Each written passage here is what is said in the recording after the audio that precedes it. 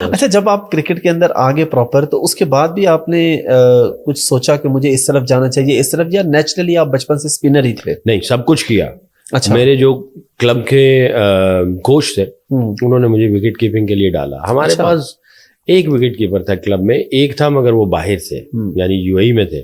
تو ایک کیپر تھا, تو جب بھی کبھی اس کو کچھ ہوتا تھا تو پھر نان ریگولر کوئی آتا تھا. پھر ایک اور آیا بٹ انہوں نے مجھے ڈیولپ کرنا چاہا. ٹھیک ہے, تو میں نے آئی تھنک پرابلی 1.5-2-3 مہینے کو کیپنگ شروع کی, مگر میرے لیے بہت مشکل تھا. I was very skinny, very short, اور ڈر لگتا تھا, گیند لگتا تھا ہاتھوں میں, پتلا سا تھا.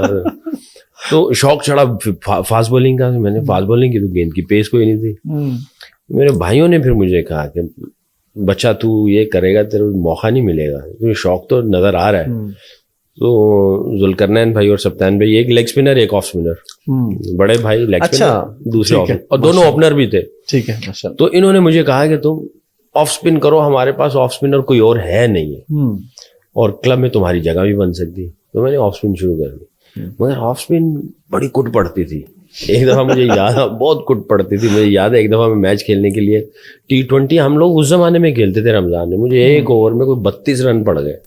اچھا, چھکے پہ چھکا جناب. جب وہ کٹ پڑی مجھے تو میں بڑا روتا ہوا, منہ نیچے لٹکائے ہوئے, قلعہ گجر سنگھ کے بازار سے گھر جب جاتا تھا لوگ مجھے تانے دیتے تھے کہ یہ وہی لڑکا جس نے 32 اسکور کھایا. اچھا, تو میں نے کہا یار یہ تو بالنگ جو ہے اس میں بڑی کٹ پڑتی ہے یار.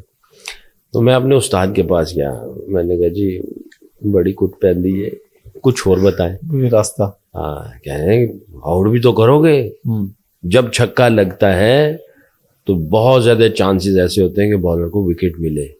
اگر تم اس انداز سے سوچو گے تو تمہیں وکٹ ملے گی, اور اگر تم کہو گے چھکا مار رہا ہے چھکا لگ جائے گا تو تمہیں چھکا ہی لگے گا. کہنے لگے آپٹمسٹک رہو, اور جب چھکا لگے ادھر چانسز ہوتے ہیں وکٹ کے, ان چانسز کو تھوڑا سا اس کے اوپر غور کرو, دیکھو, فائنڈ آؤٹ کرو, تمہیں سگنل ملیں گے. بہرحال جیسے عمران خان صاحب کا انڈپر مشہور تھا, عبد القادر صاحب کی گگلی مشہور تھی, میں کہتا تھا یا اللہ مجھے بھی کوئی ایسی چیز دے جو سب سے منفرد ہو. اور غالباً پچھلے دنوں بھی میں نے ایک انٹرویو میں کہا تھا, میں اپنی والدہ کے پاس گیا, قدموں میں پڑ گیا, گود میں سر رکھا, رونا شروع کر دیا. میں نے کہا امی جان کچھ دعا کریں, کوئی میرے پاس ایسی چیز ہو جو دنیا میں کسی کے پاس نہ ہو. تو میری والدہ مجھے کہا کرتی تھی بچہ دعا کیا کرو, اللہ تمہاری دعا قبول کرے گا. میں بھی کروں گی. پھر مجھے اور بھی نصیحتیں کرتی تھیں, درود شریف پڑھا کرو, جب محنت کر رہے ہو بھاگو دوڑو درود شریف پڑھتے رہا کرو. اور پھر تیسری بات کہتی ہیں نماز نہ چھوڑنا, نماز پڑھتے رہنا.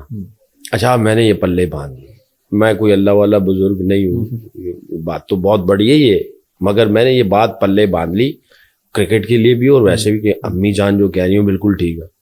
تو میں رات کو اگر میری آنکھ کھلتی تھی نا تو میں سجدے میں پڑھ کے کہتا تھا یا اللہ کوئی ایسی چیز دے دے جو دنیا میں کسی کے پاس نہ ہو. کرکٹ کے لیے مانگتا تھا. تو میری والدہ مجھے اکثر کہتی تھی بچہ رات کو تم بڑے عجیب طریقے سے سوئے ہوئے تھے. میں نے کیا مطلب؟ وہ کہتی تھی کہ تم ایسے لگ رہا تھا کہ تم سجدے میں ہو.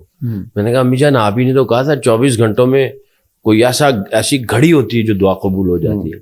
تو میں نے کہا رات کو میری آنکھ کھلی, ایک دم مجھے خیال آیا کہ امی جان نے مجھے یہ کہا تھا. تو میں نے کہا میں سجدے میں پڑھ کے میں نے کہا یا اللہ کوئی ایسی چیز دے دے جو دنیا میں کسی کے پاس نہ ہو. تو اللہ رب العزت نے ایک ایسی ڈیلیوری ایجاد کروا دی مجھ سے جس کا نام ڈکشنری میں بھی ہے, انگلش ڈکشنری میں بھی ہے, آپ نے بتایا, اور کرکٹنگ جو ہے وہ ایک ورڈ بن گیا دوسرا. تو وہ اللہ تعالیٰ نے وہ ایجاد کروایا مجھ سے ناچی سے. وہ والدہ کی نصیحتیں اور دعا کرتا رہا اللہ سے.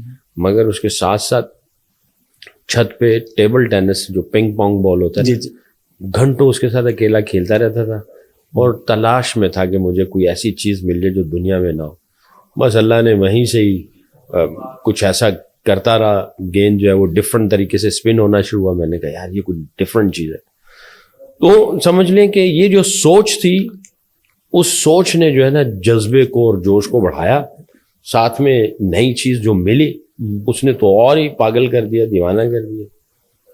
پھر اس کے بعد پیچھے مڑ کے نہیں, بس کہا کہ بھی اسی کے لیے اپنی ساری زندگی دے دینی ہے. پڑھائی بھی چھوڑ دی, اللہ معاف کرے. I was a bad student. کہاں تک اسٹڈی کی ویسے آپ نے؟ میں نے BA کے ایگزام دیے تھے. اچھا, ہاں میرا خیال ہے 1-2 رہ گئے تھے. تو میں نے بڑے بھائی کو کہا تھا, میں نے کہا یار میرا BA تو کروا دو, 2-3 ایگزام رہ گئے تھے, اچھا بٹ میرا نام آ گیا تھا PIA میں, اور پھر میں پاکستان یوتھ کھیلنے چلا گیا, نیوزی لینڈ, پاکستان نہیں نیوزی لینڈ کھیلنے چلا گیا, تو اس کی وجہ سے میں دے نہیں پایا.